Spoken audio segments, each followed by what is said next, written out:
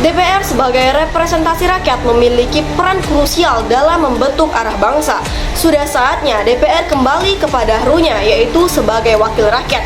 Halo semua, aku Puspita Kemalasari dari Fakultas Hukum Prodi Ilmu Hukum dengan NIM B1A124305. Aku akan membahas mengenai opini menguji efektivitas fungsi legislasi dan pengawasan DPR. Dewan Perwakilan Rakyat atau DPR adalah salah satu pilar utama dalam sistem ketatanegaraan Indonesia. Dalam Undang-Undang Dasar Negara Republik Indonesia tahun 1945, DPR ini memiliki 3 fungsi utama, yaitu legislasi, pengawasan, serta anggaran. Namun, di tengah tuntutan reformasi dan demokratisasi, muncul pertanyaan penting, sejauh mana DPR menjalankan fungsi legislasi dan pengawasan secara efektif dan berpihak pada kepentingan rakyat. Secara idealnya, DPR seharusnya menjadi inisiator utama dalam penyusunan undang-undang sebagai representasi aspirasi masyarakat. Namun, realitas menunjukkan bahwa fungsi ini kerap didominasi oleh pemerintah.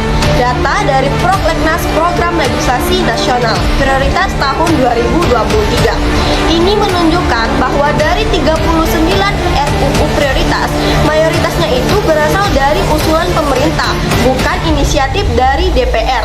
Hal ini menunjukkan bahwa rendahnya produktivitas legislasi yang bersumber dari wakil rakyat itu sendiri. Lebih ironisnya lagi, menurut Indonesia Corruption Watch ICW, banyak RUU yang dibahas justru tidak menyentuh kebutuhan mendesak masyarakat, seperti reformasi sektor pendidikan atau perlindungan sosial. Sementara RUU yang mendapatkan penolakan luas seperti RUU KUHP atau RUU Cipta Kerja tetap dipaksakan. Akar dari permasalahan tersebut ialah politik uang dan oligarki partai.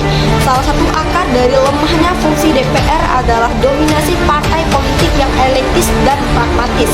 Proses pencalonan anggota DPR masih sangat dipengaruhi oleh kekuatan modal dan loyalitas terhadap elit partai, bukan kualitas dan kapasitas calon legislatifnya. Akibatnya, banyak anggota DPR yang lebih mementingkan kepentingan partai atau sponsor politik daripada kepentingan rakyat. Nah, untuk menuju parlemen yang lebih demokratis, untuk menjawab tantangan ini diperlukan reformasi serius dalam sistem perwakilan kita. Ada beberapa langkah yang dapat dilakukan, antara lain, yang pertama yaitu dapat merevisi sistem pencalonan legislatif agar lebih terbuka dan berbasis merit. Yang kedua yaitu meningkatkan partisipasi publik dalam proses legislasi, termasuk melalui uji publik dan konsultasi daring. Yang ketiga yaitu mengoptimalkan peran lembaga pendukung DPR seperti Badan Keahlian DPR agar legislasi yang dihasilkan lebih berkualitas dan berbasis data.